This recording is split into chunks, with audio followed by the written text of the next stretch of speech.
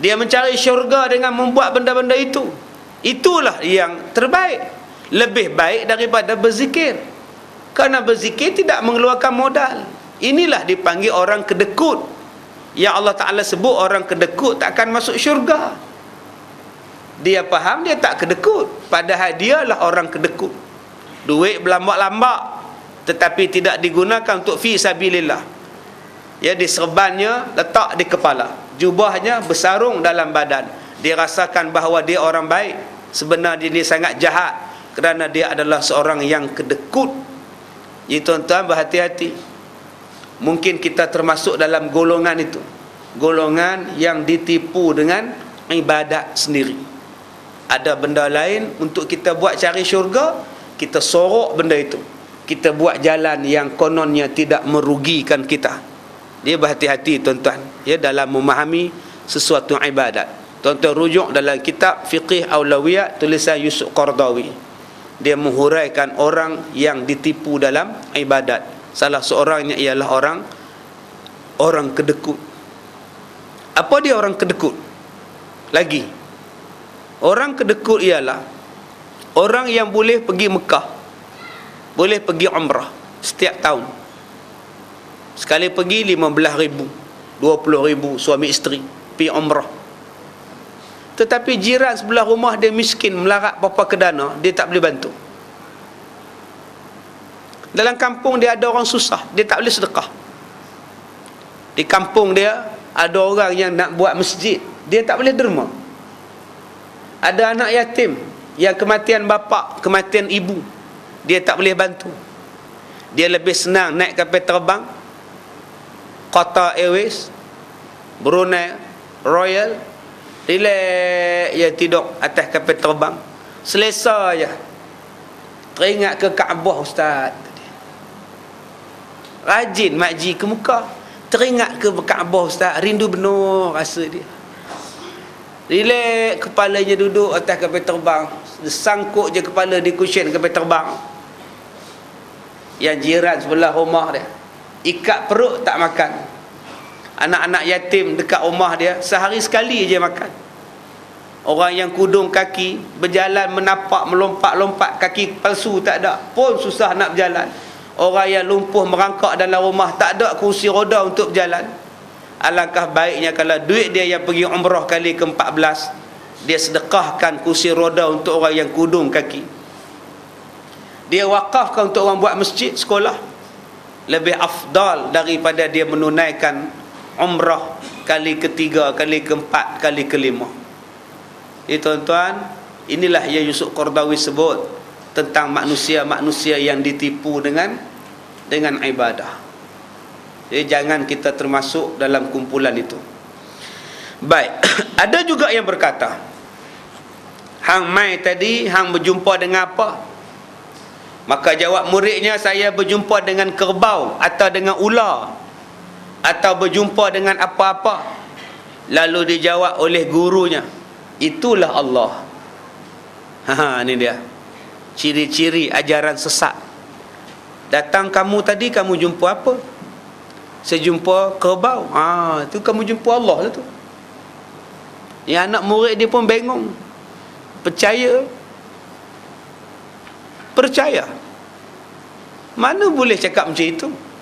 Allah bukan menyerupai makhluk. Ada orang yang sampai pada satu tahap dia kata anak mata itu adalah Allah. Anak mata itu adalah Allah. Ada yang kata ruh tu dah jadi Allah, dah kembali kepada Allah.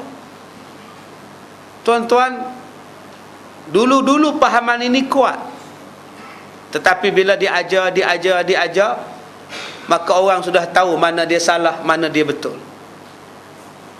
Kita terima kasih banyak-banyak kepada tok-tok guru yang mengajar tanpa penat dan jemu. Dulu berapa banyak orang yang percaya bulan Safar kena mandi, kerana bulan Safar itu ada sial. Guru siang malam mengajar, mana ada sial, mana ada mandi Safar.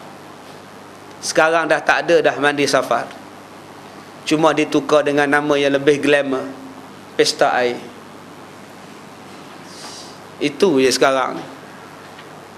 Tok-tok guru dah bekerja siang malam memberi kepahaman kepada kita.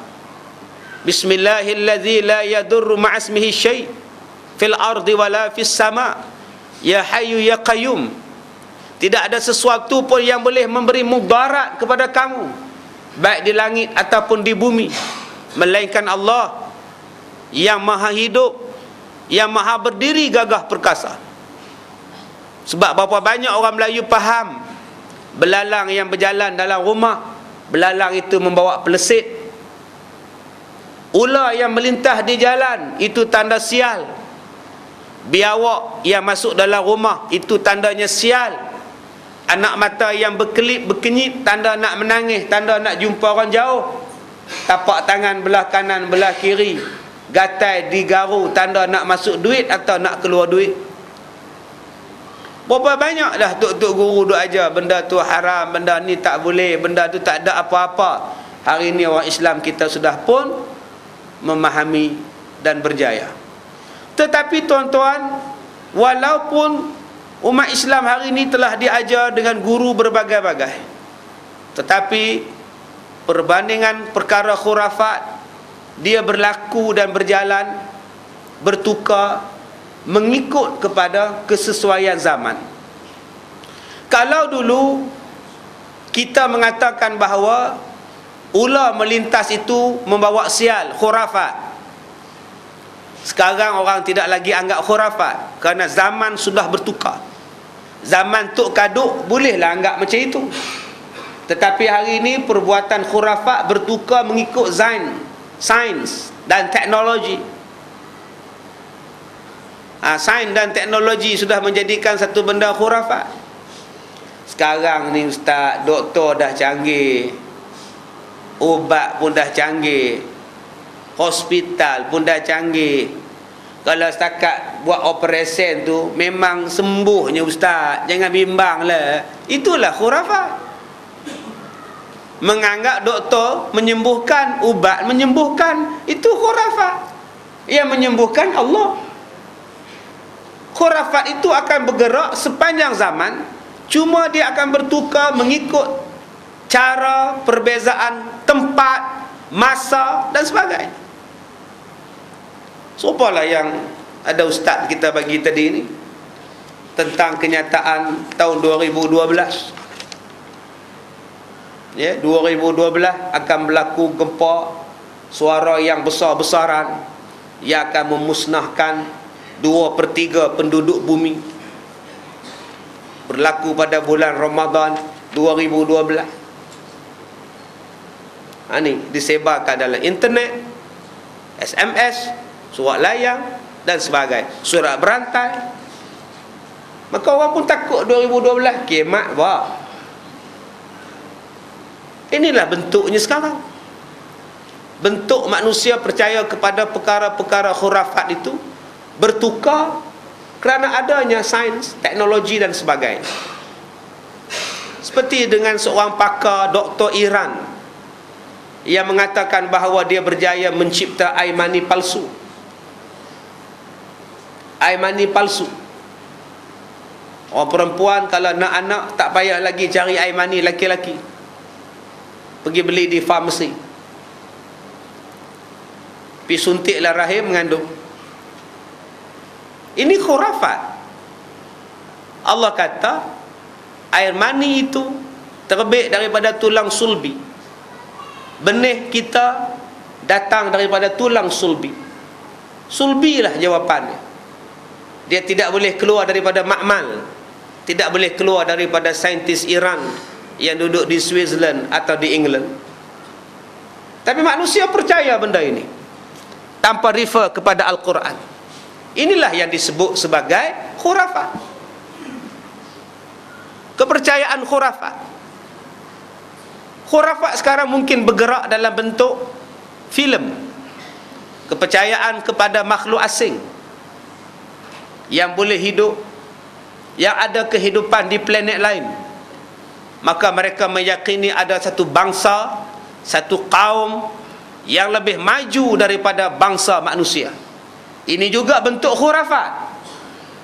Tidak ada makhluk dalam dunia ini yang mengatasi ketinggian budi, akal, kehormatan yang Allah bagi pada manusia. Jangan tuan-tuan kata ada makhluk lain lebih bijak daripada manusia. Tidak tuan-tuan. Baik dia malaikat, malaikat sendiri tidak boleh mengatasi Nabi Muhammad sallallahu alaihi wasallam.